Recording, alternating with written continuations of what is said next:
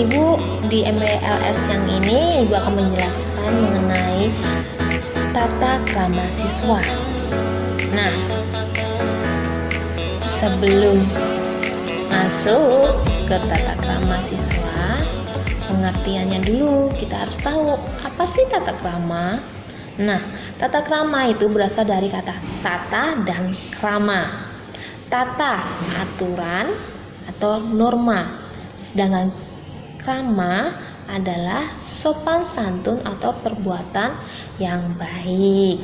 Jadi tata krama adalah aturan dan norma dalam bersopan santun atau bertingkah laku yang baik dalam kehidupan kita sehari-hari. Namun tata krama sering juga disebut etika bagi aturan-aturan yang berlaku, baik tertulis maupun tidak tertulis dalam kehidupan manusia sehari-hari. Tujuannya adanya tata krama adalah supaya sesama manusia dapat saling menghargai dan melayani sehingga pergaulan menjadi lebih menyenangkan. Manfaatnya tata krama, yang pertama, membuat diri kita dihormati oleh sesama. Yang kedua, dapat berinteraksi dengan baik kepada sesama.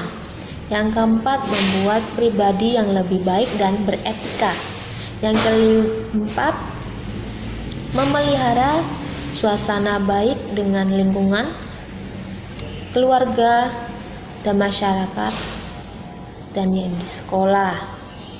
Nah, tata krama yang perlu diperhatikan bagi diri kita itu ada tata krama pergaulan, tata krama bertamu, tata krama dalam berbicara, tata krama dalam berpenampilan.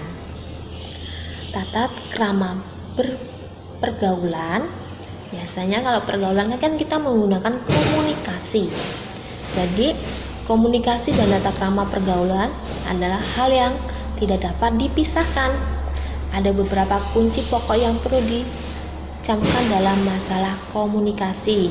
Yang pertama, lakukanlah orang lain sebagaimana Anda ingin diperlakukan. Kalau kalian ingin diperlakukan baik, maka kita harus juga berbuat baik. Nah, tata krama dalam berkenalan. Kalau kita berkenalan, kita ada teman, sama teman kita harus menyebutkan nama kita masing-masing, terus saling memandang dan saling berjabatan tangan, tapi tidak mengayunkan tangan. Kalau berjabatan tangan karena sekarang masih pandemi, mungkin kita harus memberikan salam. Halo, perkenalkan nama saya ini atau nama saya Mek Feli. Siapa nama kamu? Mungkin seperti itu tata krama dalam perkenalan. Jadi jangan langsung sok kenal atau langsung namamu siapa? Itu kan tidak sopan. Jadi kita harus dengan sopan dan memberikan salam. Nah,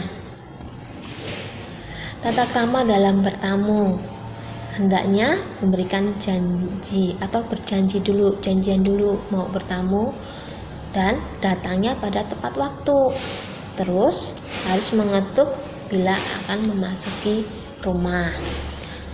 Atau kalau kalian ingin bertemu dengan guru, maka kalian juga harus mengetuk dulu ruang guru baru masuk. Jadi tidak nyelonong kalau itu bahasa Jawanya, atau langsung masuk aja tanpa memberikan salam pada guru atau mengetuk pintu guru terlebih dahulu. Nah, yang ketiga, tata krama dalam berbicara. Berbicara seperlunya saja, tidak banyak bicara yang kosong. Yang kosong maksudnya berbicara yang tidak perlu. Terus berbicaranya tidak menyinggung sesama. Berbicaranya jujur apa adanya. Berbicara dengan nada yang baik dan enak didengar tanpa ngegas. Ya, berbicaranya yang sopan. Terus kalau ada orang yang berbicara, kita tidak boleh menyela. Kita harus bisa mendengarkan, baru kalau sudah selesai kita dapat berbicara lagi. Terus yang selanjutnya tata krama berpenampilan.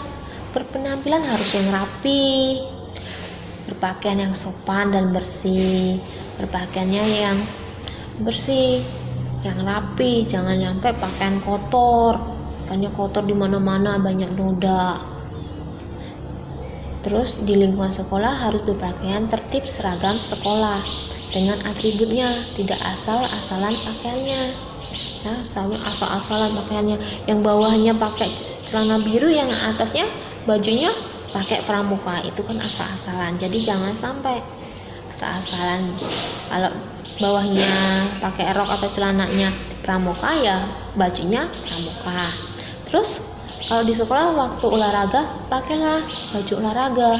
Jangan olahraga pakai baju seragam, kan tidak tepat. Jadi berpakailah sesuai dengan situasi dan tempatnya, jangan asal-asalan. Terus tata cara makan dan minum. Nah, kalau makan itu jangan sambil ngobrol, nanti makanannya keluar kemana-mana. Jugaan teman yang mendengarkan tidak jelas, dan itu merupakan tindakan yang tidak sopan. Kalau saat bermakan kita berbicara, kita telan dulu baru kita berbicara. Dan mengunyah makanan itu tidak berbunyi, mulutnya harus tertutup, nggak boleh ngunyahnya nyam nyam nyam nyam, nggak boleh, tapi harus tertutup. Terus saat menyendok makanan tidak menimbulkan kegaduhan suara tang teng gitu saat makan, nggak boleh. Harus makanannya itu harus pelan-pelan dan tidak berbunyi, piringnya tidak diketuk-ketuk sama sendok ya. Terus mengambil makanannya juga secukupnya, jangan berlebihan, nanti tidak habis. Nah, yang terpenting adalah sebelum makan dan sesudah makan harus berdoa. Untuk tata cara menggunakan fasilitas umum, yang pertama pasti jangan membuang sampah sembarangan, buanglah sampah pada tempatnya. Terus jaga kebersihan baik di dalam kelas maupun di sekitar halaman. Kita juga punya tanggung jawab ya, di taman sekolah itu nggak boleh dirusak, harus kita jaga juga kebersihannya. Dan yang terakhir, tidak boleh merokok dari fasilitas umum itu, di lingkungan itu. Nah, di manakah tata krama harus diterapkan? Nggak hanya di sekolah ya, tata krama harus diterapkan dimanapun, di rumah, di lingkungan masyarakat, dimanapun kita berada, kita harus memiliki tata krama. Di sekolah ya. Terus kalau di rumah, apa yang bisa dilakukan? Tata kramanya dengan siapa? Pasti dengan orang tua, dengan saudara, dengan anggota keluarga yang lain. Kalau di lingkungan masyarakat, dilakukan di lingkungan tempat tinggal, dengan tetangga, di tempat umum yaitu di pasar atau di warung dan lain-lainnya. Kalau di sekolah, bisa kita lakukan tata kramanya kepada kepala sekolah, kepada bapak ibu guru, penjaga sekolah dan kantin, serta teman-teman. Walaupun teman-teman, kita juga harus memiliki tata krama. Peneguhannya, mulai sekarang marilah kita bertingkah laku yang sopan dan santun, beretika dan bertata krama yang baik. Datang di sekolah dengan tepat waktu sebelum bel masuk berbunyi. Mungkin kalau masih pandemi ini ya, mulailah kalian dengan bangun pagi, walaupun di rumah bangun pagi, mengerjakan tugas dan mengumpulkan tugasnya tepat waktu. Atur waktu belajar di rumah dengan baik dan bijaksana. Jangan hanya waktunya untuk bermain game atau teleponan dan lain sebagainya, tapi berilah waktu untuk belajar. Nah, sudah selesai materi yang Ibu jelaskan tentang tata krama. Semoga anak-anak semakin lebih baik, semakin lebih tahu, sehingga dapat bertata krama, bertingkah laku yang sopan. Akhir kata Ibu ucapkan mutu Saverius, yaitu humanis, cerdas, jujur, dan disiplin serta melayani. Jadi humanis, cerdas, jujur, disiplin, dan melayani. Semoga kita semua bisa melaksanakan itu semua di lingkungan di mana kita berada. Selamat siang dan sampai jumpa.